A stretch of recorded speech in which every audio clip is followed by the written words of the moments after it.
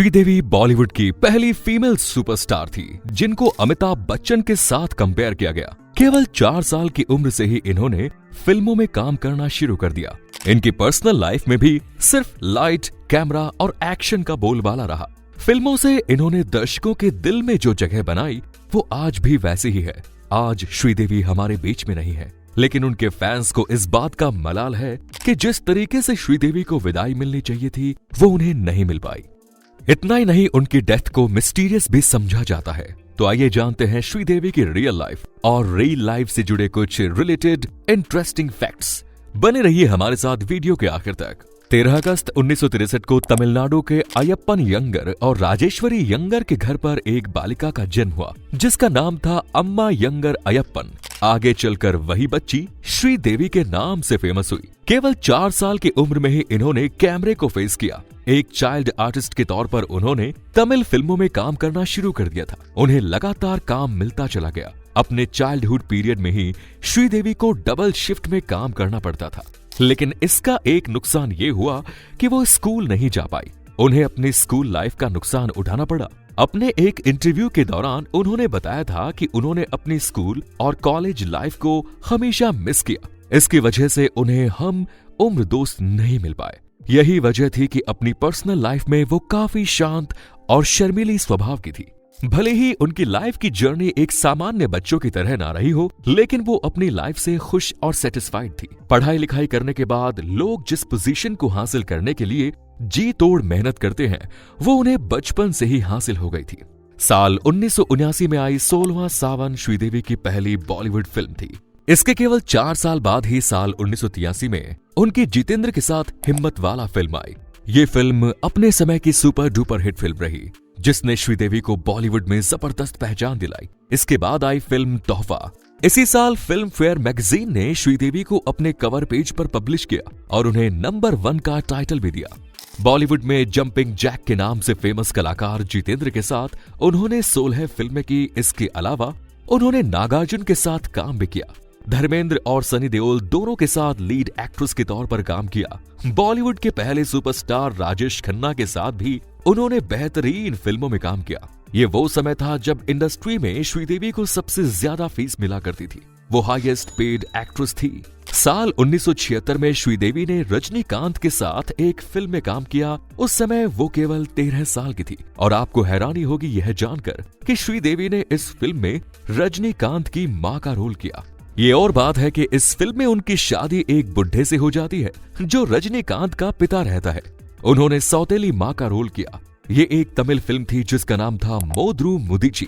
श्रीदेवी और रजनीकांत की अच्छी बनती थी। साल 2000 में फिल्म राणा की शूटिंग के दौरान रजनीकांत की काफी तबीयत खराब हो गई। जब ये बात श्रीदेवी को पता चली तो वो भी परेशान हो गई और उन्होंने एक हफ्ते का व्रत रखा और रजनीकांत की अच्छी हेल्थ के लिए उन्होंने प्रार्थना भी की। साल 1986 में श्रीदेवी की ऋषि कपूर के साथ एक फिल्म आई नगीना, जिसने बॉक्स ऑफिस पर सफलता के रिकॉर्ड तोड़े। फिल्मों में अच्छी खासी सफलता के बावजूद श्रीदेवी अपनी पर्सनल लाइफ में सिंगल थी। 1984 में फिल्म जाग उठा इंसान में उन्होंने मिथुन चक्रवर्ती के साथ काम किया और इस दौरान उनके मन में मिथुन चक्रवर्ती के लिए इमोशनल फीलिंग्स भी जाग उठी। मिथुन चक्रवर्ती भी श्रीदेवी को लेकर प्यार वाली फीलिंग महसूस कर रहे थे, लेकिन वो पहले से शादीशुदा थे। उनकी पत्नी योगिता बाली उनके इस अफेयर से अनजान थी। दोनों एक दूसरे के मन की बात को समझ चुके थे और साल 1985 में बड़े ही सीक्रेट तरीके से श्रीदेवी और मिथुन ने कोर्ट मैरिज कर ली। इसके बाद उनकी ये शादी 3 साल चली।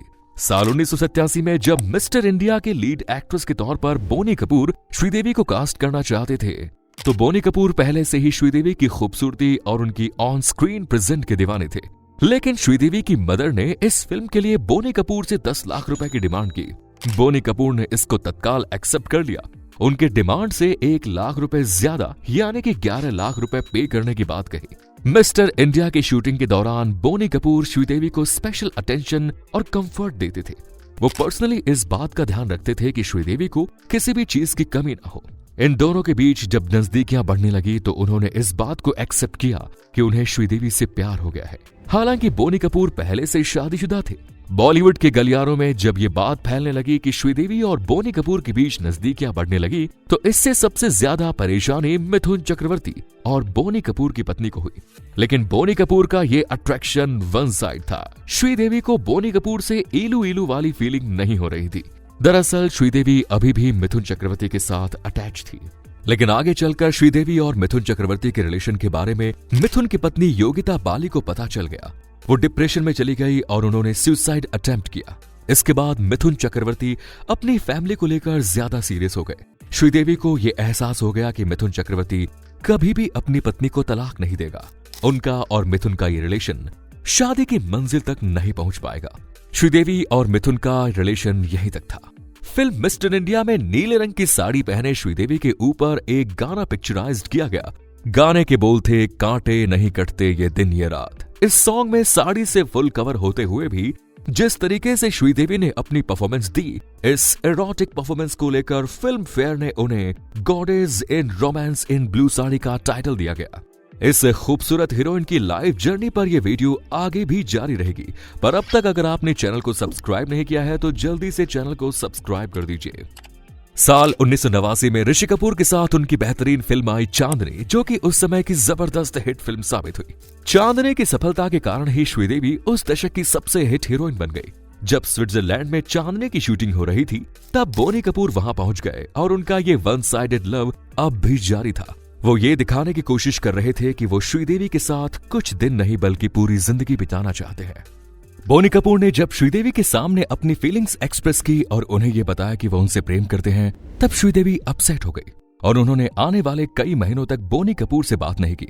साल 1991 में एक और फिल्म आई लम्हे, जिसने सफलता का नया इतिहास रचा और इस फिल्म ने 5 फिल्म फेयर अवार्ड जीते। इसके बाद 1992 में उनकी अमिताभ बच्चन के साथ खुदा गवाह फिल्म आई, जो अफगानिस्तान में कई हफ्तों तक हाउसफुल चलती रही।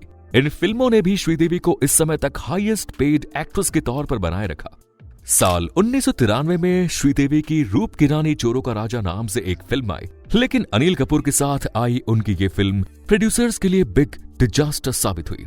इस फिल्म के रिजल्ट से बोनी कपूर और सतीश कौशिक काफी निराश हुए। साल 1993 में मुंबई में बम ब्लास्ट भी हुआ। तब तक श्रीदेवी होटल में ही रहा करती थी। इस सिचुएशन में बोनी कपूर ने श्रीदेवी को अपने घर में चलकर रहने के लिए कहा और ये बात उन्होंने अपनी मां को भी बताई। बोनी कपूर श्रीदेवी के साथ उनके हर डिफिकल्ट टाइम पीरियड में मौजूद रहे। स्पेशली जब श्रीदेवी के फादर की डेथ हुई तो वो उनके साथ थे। आगे चलकर जब उनकी मां कैंसर से पीड़ित थी और हॉस्पिटलाइज थी, उस समय भी श्रीदेवी के साथ बोनी कपूर खड़े थे। अपनी फैमिली को लेकर बोनी कपूर का केयरिंग नेचर देखकर श्रीदेवी भी बोनी कपूर की तरफ अट्रैक्ट होने लगी। फाइनली साल 1996 में बोनी कपूर ने अपनी फर्स्ट वाइफ को डाइवोर्स दिया और शिरडी के साईं मंदिर में श्रीदेवी के साथ शादी की। हालांकि शादी की खबर को पब्लिक ओपन नहीं किया गया। 1997 में श्रीदेवी की मां ने इस दुनिया को अलविदा कह दिया और श्रीदेवी ने उस समय अनिल कपूर के साथ एक फिल्म जुदाई की। इसके बाद उन्होंने भी फिल्मों से ब्रेक ले लिया। साल 1997 में श्रीदेवी ने जानवी कपूर को जन्म दिया। साल 2000 में उन्होंने अपनी दूसरी बेटी खुशी को जन्म दिया। साल 2004 तक वो फिल्मी दुनिया से दूर रही। साल 2004 में श्रीदेवी का एक टेलीविजन शो आया जिसका नाम था मालिनी अय्यर। इस बीच वो पर्दे पर थोड़े थोड़े समय के लिए नजर आती थी। साल 2012 में श्रीदेवी ने फिल्मों से 15 साल के वनवास को तोड़कर कम बैक किया। फिल्म थी इंग्लिश विंग्लिश। इसमें लीड रोल प्ले करके फिल्मी दुनिया में सक्सेसफुल कम बैक किया। साल 2017 में श्रीदेवी की एक और फिल्म आई मॉम, जिसमें उनकी परफॉर्मेंस बहुत जबरदस्त रही, जिसके लिए उन्हें नेशनल अवार्ड से भी सम्मानित किया गया। इसके बाद उनकी आने वाली फिल्म थी कलंक, लेकिन शायद ऊपर वाले ने उनकी जिंदगी में इतनी ही सांस लिखी थी। 20 फरवरी साल 2018 में श्रीदेवी अपनी बेटी खुशी कपूर के साथ अपने भतीजे मोहित मरवा की शादी अटेंड करने के लिए दुबई पहुंची। शादी के बाद श्रीदेवी अपनी बेटी जानवी कपूर के लिए शॉपिंग करना चाहती थी, इसीलिए वो दुबई में रुक गई। उन्हें सरप्राइज देने के लिए 24 फरवरी को बोनी कपूर भी दुबई पहुंच गए। वो शाम को उनके कमरे में पहुंचे और वो लोग रात का डिनर प्लान कर चुके थे। बोनी कपूर रूम में बैठकर क्रिकेट मैच देख रहे थे और श्रीदेवी वॉशरूम गई। जब काफी देर तक वो नहीं लौटी, तब बोनी कपूर ने वहां जाकर देखा तो वो बाथटब में पड़ी हुई थी। श्रीदेवी इस दुनिया से जा चुकी थी। जांच के बाद पता चला कि उनकी मौत की वजह एक्सीडेंटल ड्राउनिंग थी। उनकी बॉडी में अल्कोहल की मात्रा भी मिली। इस मामले में केरल के डीजीपी ने कहा कि ये एक मर्डर है। उन्होंने अपने फ्रेंड डॉक्टर उमंथन की राय ली तो उन्होंने बताया कि बाथटब में इस तरीके से कोई खुद नहीं डूब सकता, लेकिन अगर कोई किसी का सर ही डुबा दे तो वो पानी में डूबकर मर सकता है। श्रीदेवी की डेथ को लेकर एक और थियरी है, जिसके अकॉर्डिंग ड्रग्स के ओवरडोज की वजह से उनकी मौत हो गई, जो 22 या 23 फरवरी को ही हो गई थी। जब एक दिन श्रीदेवी ने अपने होटल में कमरे में खाना नहीं मंगवाया तो होटल स्टाफ को शक हुआ और उन्होंने बोनी कपूर को बुलवाया। जब कमरा खोलकर देखा गया तो श्रीदेवी फर्श पर मरी हुई पड़ी थी। श्रीदेवी की इस तरीके से डेथ पर आपका क्या सोचना है, कमेंट्स में जरूर बताएं। अपने आखिरी वक्त में श्रीदेवी बिल्कुल अकेली थी। डेफिनेटली उनकी डेथ के बाद कंट्रोवर्सी क्रिएट हुई, लेकिन वो हमेशा बॉलीवुड में अपने कंट्रीब्यूशन के लिए याद रखी जाएगी। आज की वीडियो में इतना ही। धन्यवाद।